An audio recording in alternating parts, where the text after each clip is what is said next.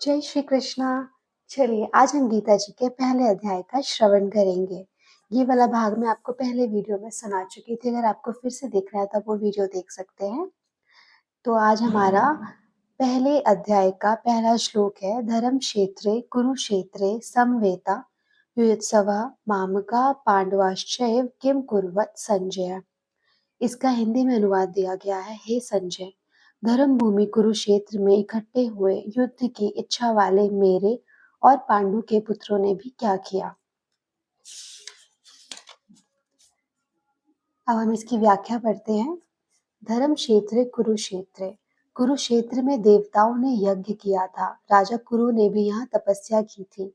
यज्ञादि धर्ममय कार्य होने से तथा राजा कुरु की तपस्या भूमि होने से इसको धर्म भूमि कुरुक्षेत्र कहा गया है।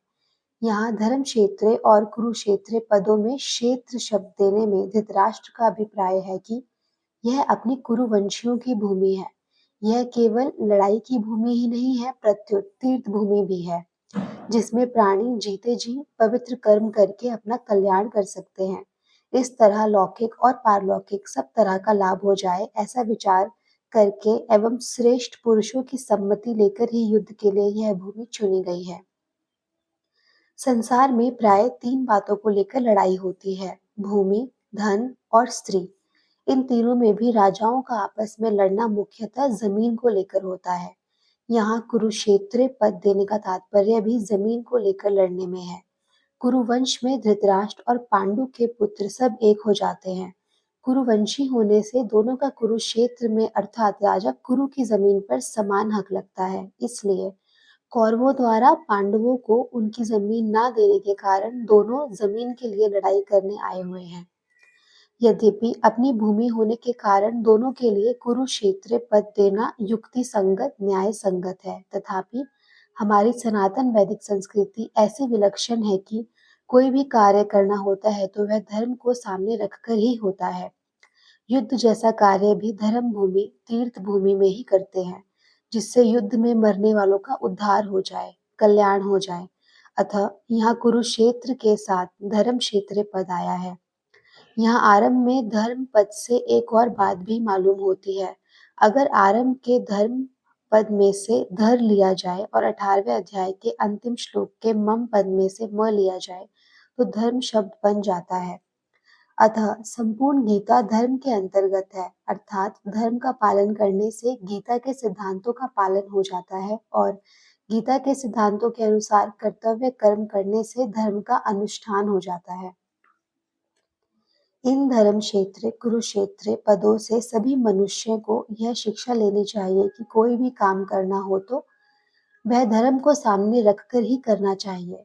प्रत्येक कार्य सबके हित की दृष्टि से ही करना चाहिए, केवल अपने सुख आराम की दृष्टि से नहीं। और कर्तव्य अकर्तव्य के विषय में शास्त्र को सामने रखना चाहिए।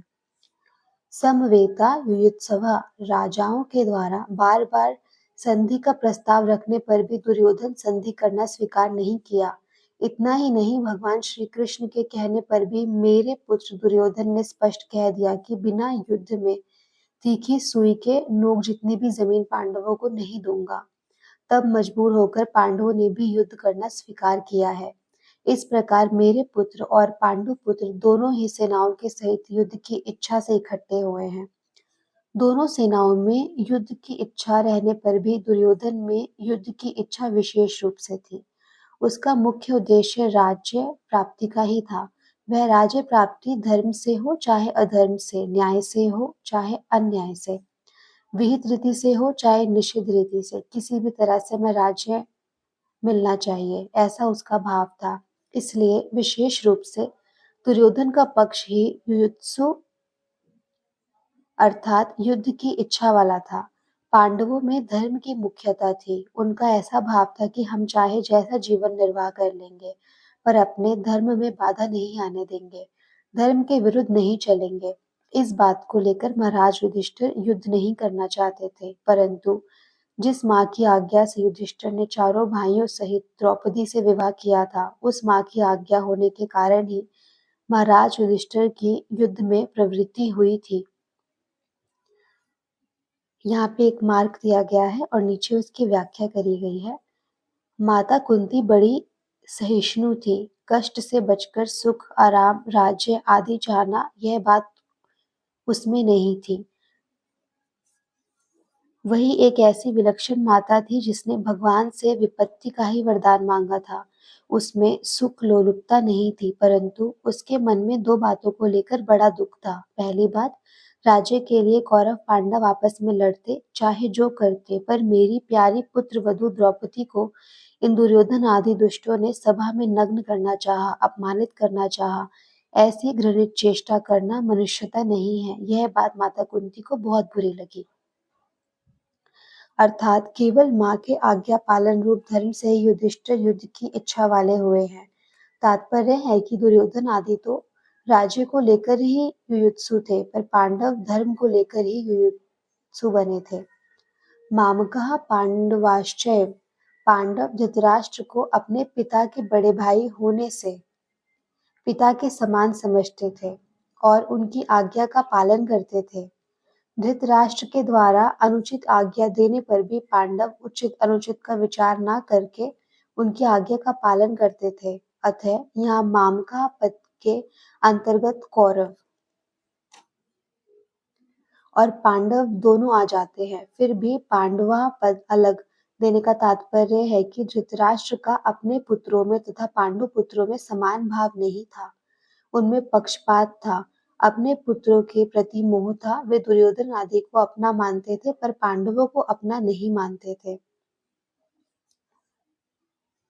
धृतराष्ट्र के मन में द्वैधी भाव था कि दुर्योधन आदि मेरे पुत्र हैं और युधिष्ठिर आदि मेरे पुत्र नहीं हैं, प्रत्युत पांडु के पुत्र हैं। इस भाव के कारण दुर्योधन का भीम को विष खिलाकर जल में फेंक देना, लाक्षागृह में पांडवों को जलाने का प्रयत्न करना, युधिष्ठिर साथ छल पूर्वक जुआ खेलना, पांडवों का नाश करने के लिए सेना लेकर वन में जाना आदि कार्यों के करने में दुर्योधन को धृतराष्ट्र कभी मना नहीं किया।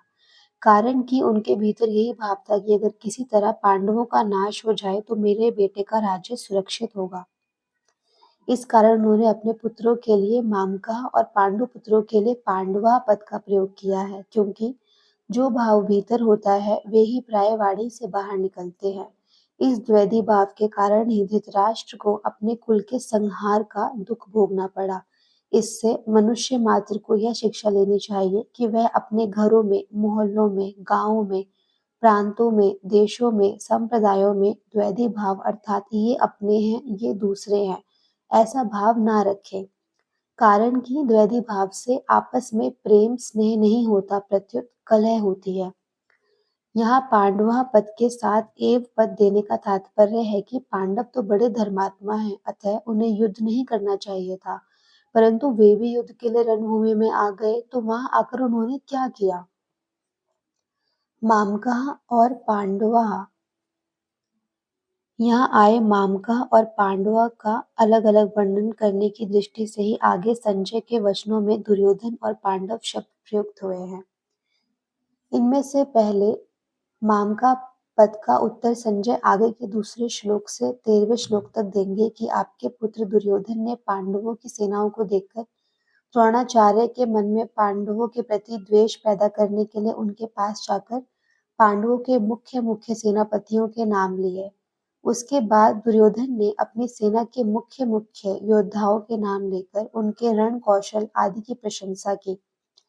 दुर्योधन को प्रसन्न करने के लिए भीष्म जी ने जोर से शंख बजाया। उसको सुनकर कौरव सेना में शंख आदि बाजे बज उठे। फिर 14वें श्लोक से 19वें श्लोक तक पांडव आपत का उत्तर देंगे कि रथ में बैठे हुए पांडव पक्ष भगवान श्री कृष्ण ने शंख बजाया। उसके बाद अर्जुन, भीम, युधिष्ठिर, नकुल, सहदेव आदि ने अपने अपने शंख बजाए, जिससे दुर्योधन की सेना का हृदय दहल गया। उसके बाद भी संजय पांडवों की बात कहते कहते 20वें श्लोक से श्री कृष्ण और अर्जुन के संवाद का प्रसंग आरंभ कर देंगे। किम कुर्वत, किम शब्द के 3 अर्थ होते हैं, विकल्प, निंदा और प्रश्न। युद्ध हुआ कि नहीं, इस तरह का विकल्प तो यहाँ लिया ही नहीं जा सकता, क्योंकि 10 दिन तक युद्ध हो चुका है और भीष्म जी को रथ से गिरा देने के बाद संजय हस्तिनापुर आकर धृतराष्ट्र को वहां की घटना सुना रहे हैं। मेरे और पांडु के पुत्रों ने यह क्या किया जो कि युद्ध कर बैठे, उनको युद्ध नहीं करना चाहिए था। ऐसी निंदा या अपेक्षा भी यहाँ नहीं लिया जा सकता, क्योंकि युद्ध तो चल ही रहा था और धृतराष्ट्र भीतर भी आपेक्षपूर्वक पूछने का भाव नहीं था। यहाँ किम शब्द का अर्थ प्रश्न लेना ही ठीक बैठता है। धृतराष्ट्र संजय से भिन्न-भिन्न प्रकार की छोटी-बड़ी सब घटनाओं को अनुक्रम से विस्तार पूर्वक ठीक-ठीक जानने के लिए ही प्रश्न कर रहे हैं।